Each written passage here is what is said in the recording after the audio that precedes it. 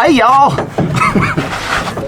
So you've flown in a plane, but have you ever jumped out of a plane? This month we're in North Carolina and we're skydiving.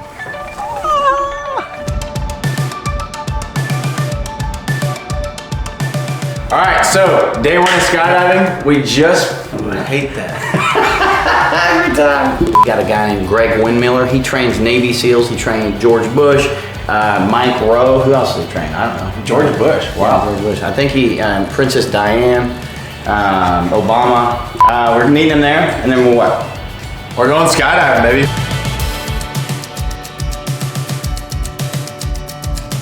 All right, guys, we just got back from skydiving, and we want to tell you what really happened. What's up? All right, guys, I'm here with Kevin Beasley. He's our producer. We got Spencer Pruitt. He's our co-host. And we got Dylan King. He is one of our main camera guys. Well, what had happened?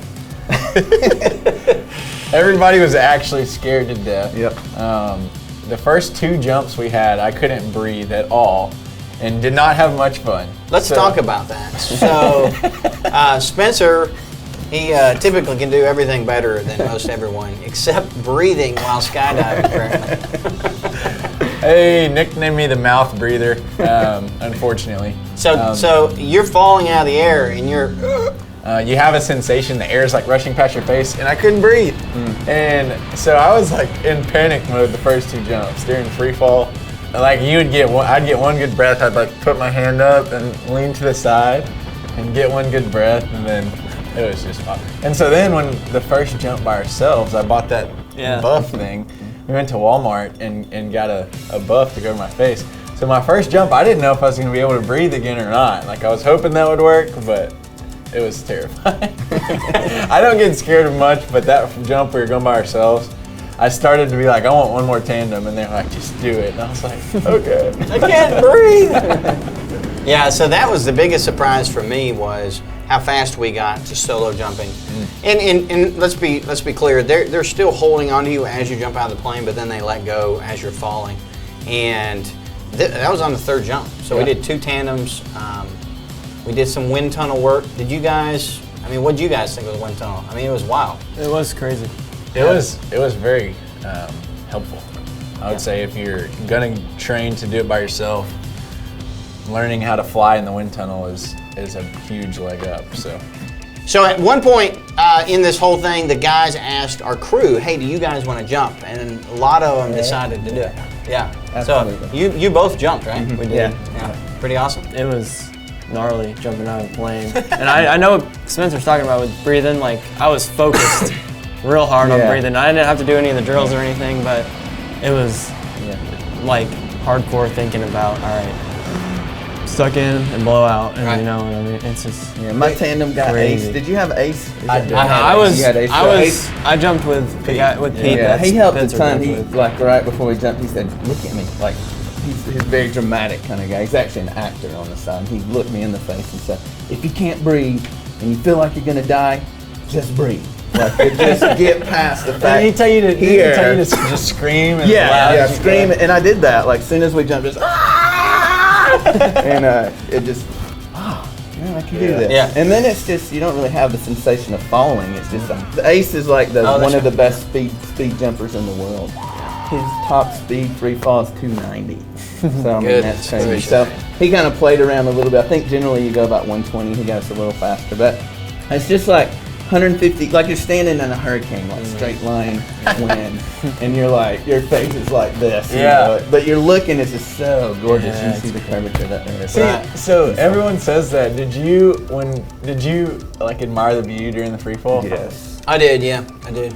I was just blacked out. You're trying to breathe. I was literally like, watch heading, and see, I didn't have to think about that because I wasn't going for a solo, so I had a blast. I did a little bit, not a ton, because there was a lot of. I was expecting a stomach drop, like coming out of the plane. No. You don't have that. The only time you feel like you're actually falling is when you pull a chute and you like yank. Yeah, and then you're like, you got 3 seconds of, oh my gosh, I hope this thing opens. So that leads into my last jump. No, it was my 3rd jump. First solo jump, 3rd jump. Right. I got 2 guys on side of me, and I reached back and pulled my chute. and I start spinning like a top in the air. And I'm thinking, not good, not good, not good. And then you feel the pull. And then you're like, whoo, that's awesome. And then I looked up, and my whole entire chute is wrapped up in twists, and the leading edge or the ends are all cupped in. And I had to have been falling still at 60 miles an hour. And so they were great at training. We went over every scenario that you could think of what, with pictures of what might happen. If this happens, do this. If this happens, do this. This right here is line twists, right? This is when you have a massive amount of twist in the lines between yourself and the parachute. This is called a bag lock, where the parachute has not come out of the bag.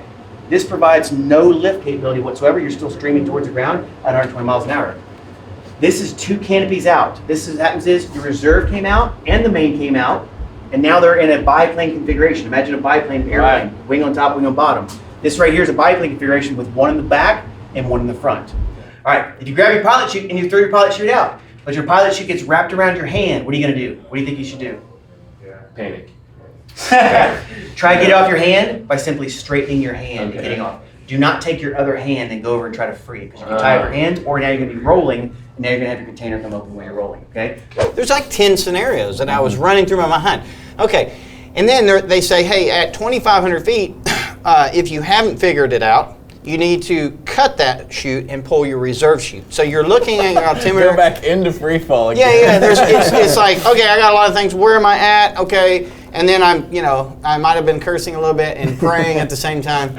And so I just kind of went to work, like trying to untwist and pull and twist, and I got some momentum and I started to spin. I'm spinning, I unspun myself and my chute popped open. And I screamed like a girl. Ah, thank you, God. So that was intense. When I landed and I looked over and I'm like, my thing was twisted up, and they were like, you'll be fine. And they really never even acknowledged it. Peter was like, that was my first jump. Yeah, that was it. And I think I'm ruined. Holy freak, I had a serious line twist. We've done a lot of adventure together, like went to Alaska and did all the bush, and we've done all these adventure shows. It's the first time you got to the ground and I said, dude, do you love it? He's like, I'm done. I don't know. I don't think I want to do this again. Yeah, my last jump, I was really glad that it opened and I landed. And I just said, I've got 4 young kids at home and a business, and I got a lot to lose. Yeah. I'm really happy I did it. I'm a little bit happy it's over.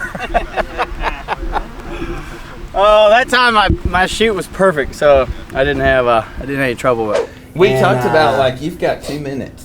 And it's like, you can't. You got 1 minute. 1 minute. You got 1 minute. If something goes wrong, you got 1 minute to figure it out, or you're dead. And so that's just, I like the odds to be a little bit better in my favor when I'm. But it was an amazing time. I suggest anybody that wants to do it. It's cheap to do it. It's awesome. Yeah, absolutely. It is the most adrenaline that I've ever felt, and I can't think of anything that would have more adrenaline than that. And there's a lot of drop zones. Crazy. Like, you can just look up drop zones near you, and there's places all over the country to go to. Right. So it's pretty accessible. Talk about the challenge, of shooting this. They wouldn't let us do really any air-to-air. Right. They had some guys that were certified jumping with us with GoPros, but we couldn't get in the airplane. So we had 3 guys running cameras. 2 were crippled, not crippled, but they were coming off surgery, so they weren't really able to run much. So the best part about having like the guys that were there filming with the GoPros is they would have the footage from the plane, they'd jump and they did awesome air-to-air footage, and then you guys would pull your chute, and then they'd zoom down, they'd get down, and they'd take their helmets off, and then they would sprint over to you guys. They would know they'd see where you're coming, your trajectory, and they would come and they'd be there ready for you, and then I would run out, and it's like, we'd see Trenton landing like a mile away, and then Peter's landing close, and Spencer's landing way over in the field somewhere else. And so like we're trying to book it over there. We got like Micah doing the zoom lens. He's like trying to capture the thing as best he can. All right, tell me all about that experience, buddy. Oh, every time I do one of these adventures, I think this is it. This is the pinnacle of adrenaline. But they were really good about kind of getting that initial reaction where we could come up and kind of get the post-interview of like how you actually felt after you'd kind of calm down a little bit, and then we'd have like a walking back to the headquarters base or whatever and do that. But it was crazy because like we'd get ready to jump. We'd be under the pavilion. We'd like have the GoPros ready to set up, and the plane would come in and hardly even stop. You guys would hop in, you'd get in, and then you'd be gone. I mean, we're like, fast. what the heck? And so we'd try and get the GoPro set up, but we wouldn't. So we'd have extra GoPros just in our hands. So we'd golf cart over to the runway and try and set them up. But by the time we get over there, you guys had already taken off. They were just efficient. They were very moved efficient. so fast, and it was just The crazy. plane would barely beat you to the ground. I mean, Right. you'd jump out, and then you'd be seeing the plane, and you'd like, I hope he doesn't come over here, I hope he doesn't come over here, and then he lands, and you land right next to him, and he taxis over there, and you run and get another shoot on. Crazy. I wish we had video of you getting pulled over for your I got 26 some ticket. on my phone. Maybe we can add it. Yeah. Got that patch in the tire though. Oh, yeah. On the side of the highway. First we had a flat tire on the back left. Now we have a flat tire on the back right. Just patched it. On the side of the interstate. On the side of the interstate, limps to the gas station, and the gas station air pumps, as many of you know, are less than Oh, you put the cap back on them? good. Hey man, I'm alive. I jumped out of a plane twice. I don't care about a little flat tire. Why am I doing this? Don't I pay you guys to do stuff? Here, I'm gonna go get it. Here's this. So with all these adventures, they don't always go off without a hitch. That's true. And this one for sure didn't. It was a challenge. This was the hardest one. I think we've filmed 7 now, and this one was tough going into it. Couple things. One was weather. Weather was a challenge, so we had to completely rebook, and it cost quite a bit of money to. 2 times. Yeah. The first one was weather, and then the second time, our guide had Greg. kidney stones. Yeah, Greg. had kidney stones, and obviously, I'm like, yes, sir. We will reschedule. We didn't want you in the air with our lives with kidney stones. So. So that was really tough, but the other thing that made it real challenging, in some ways it was really great, that we actually filmed this back to back with NASCAR. Yeah. So like literally Peter Spencer is going 150 plus miles an hour at Charlotte Motor Speedway, and 24 hours later you're in a wind tunnel. Right. And then 2 hours later you're doing your first tandem jump. Right. And it was, I'm glad we did back to back. We should probably do them like that more often, but it was, that was a solid week. It was intense. Yeah. And you guys think, hey, this is all fun and games. Yeah, it's but this fun. is like anything else you do. There's camera, there's people, there's logistics and food and housing, and so there's a lot of work to be done. Literally, we get up at 6 o'clock. Just Waking on up the early, shoots, we going get to up bed at and 6, roll and late. sometimes we'll be still filming at 10 sometimes, depending on what we're doing. And these guys, I mean, they're dropping footage till 2 or 3 in the morning, so there's not a lot of sleep on these trips, but it's worth it. It's a lot of fun, a lot of good stories to tell. All right, guys, that's skydiving. It's in the books. You guys make sure to apply and subscribe to go on the next adventure with us. We'll see you on the other side. Keep grooving.